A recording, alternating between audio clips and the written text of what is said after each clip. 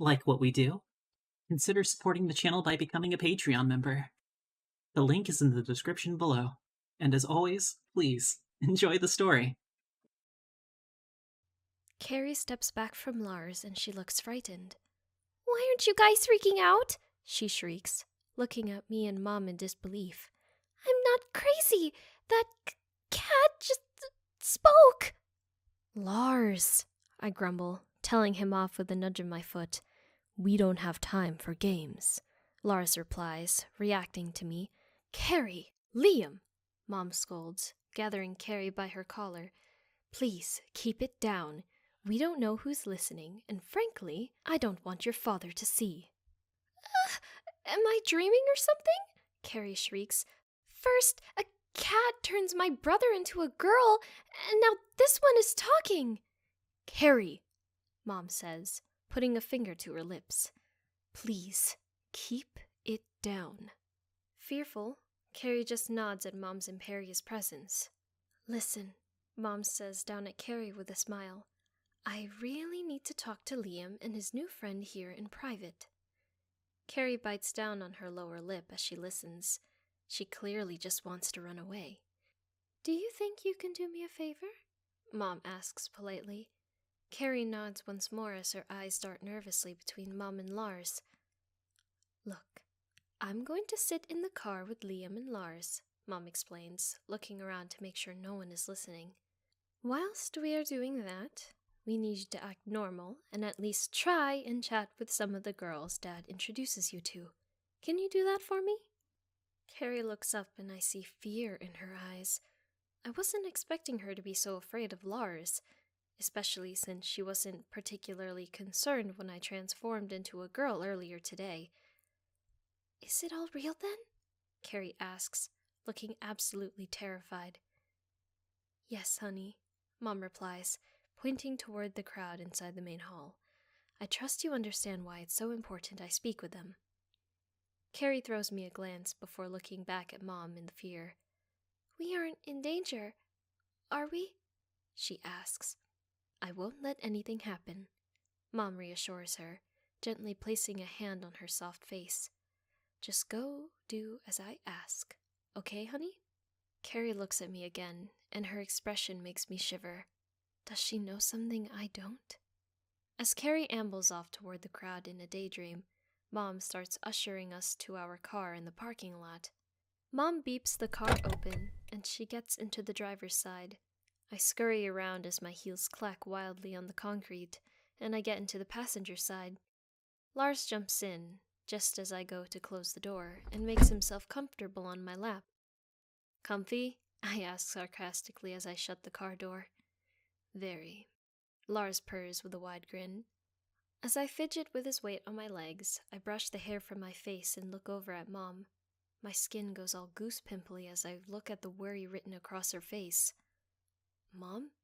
I say nervously, worried I've done something wrong. "Are you okay?" "Lars," Mom says purposefully, glaring through the car's windscreen. "Is it close? Is my family in danger?" "It's in the city over," Lars replies, letting out a long cat-like yawn. "Last time I'd been reported to." "Wait," I interrupt, putting two and two together. "You're both talking about the thing, aren't you? The thing that stole your orb?" "How much does she know?" Mom asks, ignoring me. "What she needs to know," Lars replies, also ignoring me. Mom continues to stare straight out the window. I've never seen her act like this, so rigid and serious. "I assume you can reverse what you've done to my son?" Mom continues, giving Lars the filthiest look. "If we decide to not help with your cause." "Morgan?" Lars replies, puzzled by her words. "Aren't you completely on board with this? I thought you wanted to help all our kind stuck in this world, cursed to live out their lives as these insignificant creatures." "Stop!" I scream out, interrupting.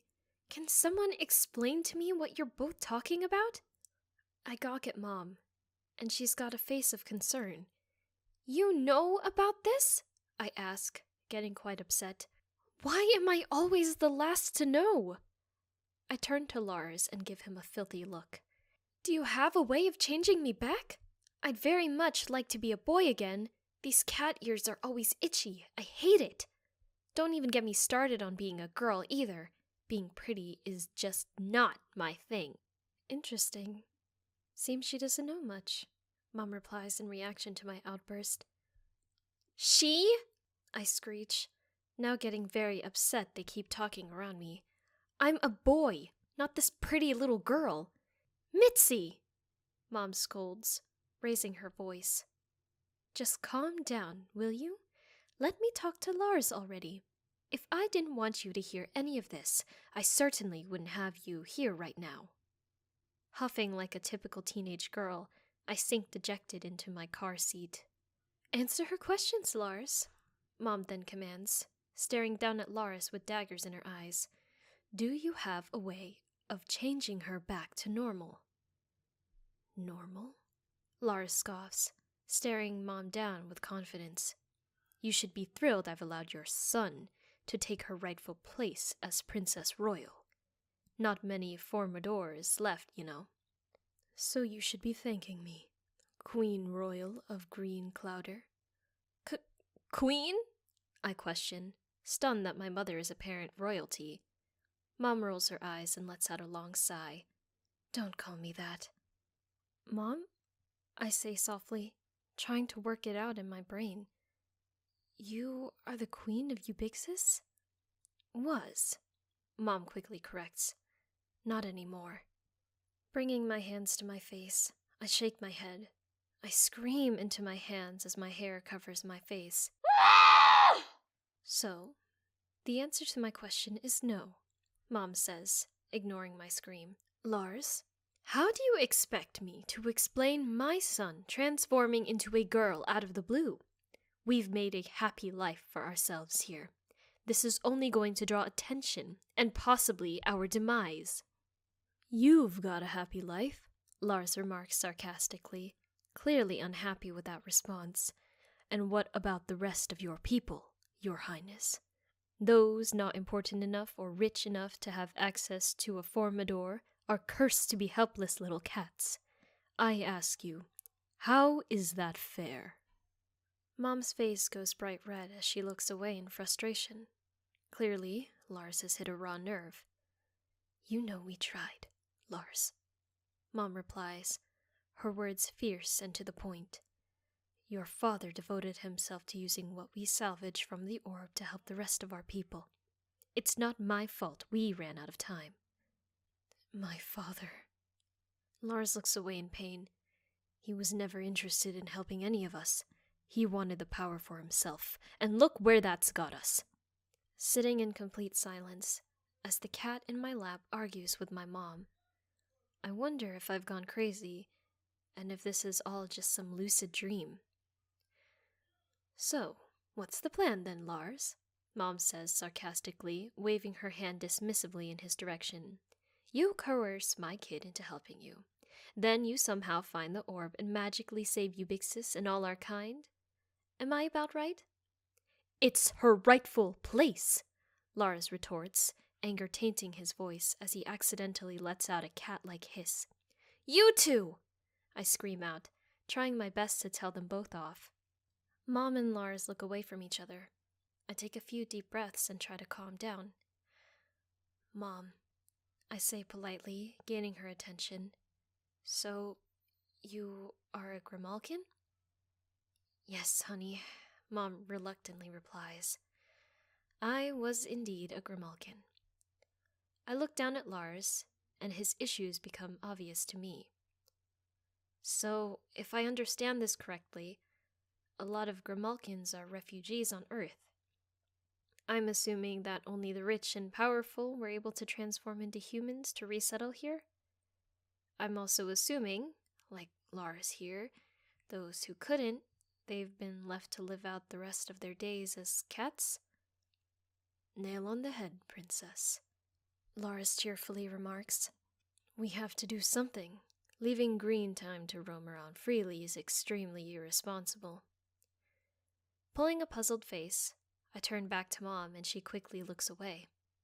I think she knows what I'm about to ask. So, I say, knowing I'm probably not going to like the answer, why did you never tell us, Mom? Are me and Carrie even your children, or is our family a complete lie? Mom's mouth drops as she turns to face me with watery, red eyes. Liam, she scolds, of course you and Carrie are my children. How could you even say such a thing? Mom gives me such a sour look, but my question is justified. Can you blame me? I reply with sass. My mom is apparently some sort of alien queen, and I'm apparently royalty too. I couldn't tell you, Mom says innocently. It would have risked us being caught, or worse. Green terrifies me. Green? I ask, looking at Lars for clarification. The thing that stole our orb, Lars clarifies. Does Dad know? I continue, desperate for answers. No, Mom answers plainly, rubbing her eyes.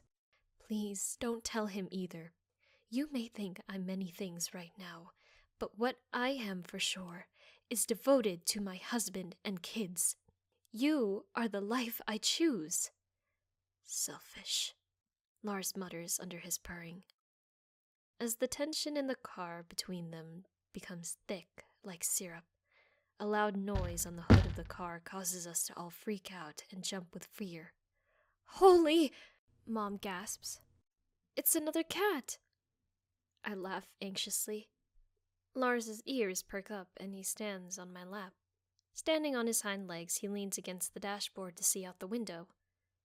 Let them in, he commands, looking at the car window on my side.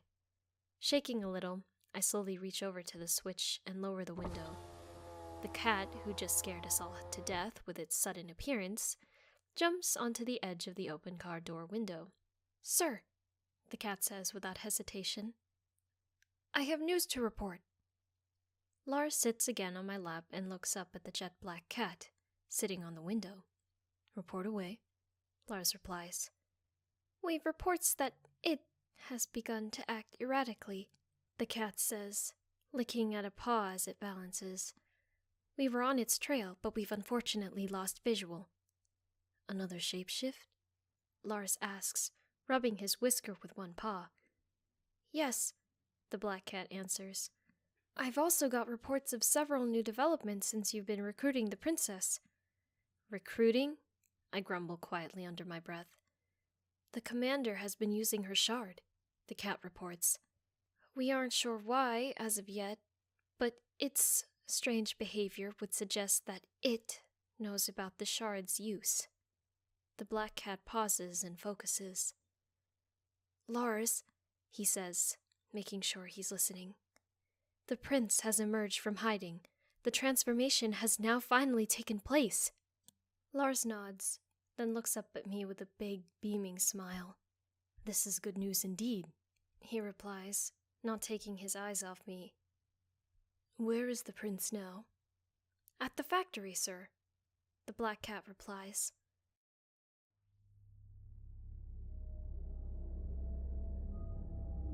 Lars, is Green really that dangerous? Extremely, princess. Why? Does Green have an army or something? No, not an army. More like the power of the gods at his fingertips. What do you mean? Stop giving me that look. I'm trying to work out why everyone is so scared. I'm not giving you a look. You are. Look, princess. I don't want to scare you. Just tell me. Fine. Just don't moan at me later if you get all worried. Running away scared does run in your royal bloodline. That's not fair! Indeed. Well, Green is essentially invincible. Green can also steal souls and remove people from existence. If we even get past its initial defense, it has the power of 1,000 armies at its fingertips. What do you mean, initial defense? Anyone in its way, it just steals them. It can use that person's life force as a shell to inhabit. So, it could steal me, then walk around as me? Yes. Creepy. I assume you've got some sort of plan? I do. Am I part of it? You are. This party is not the time to discuss it. Are you coming home with us? Yep. I'll be sleeping at the end of your bed. Don't you worry. You're too special to let out of my sight. You better not snore. That's the least of our worries. I don't want to concern you, but we don't have much time. Green is near, and we have no idea what it looks like currently. We've got work to do if we are going to be ready for it.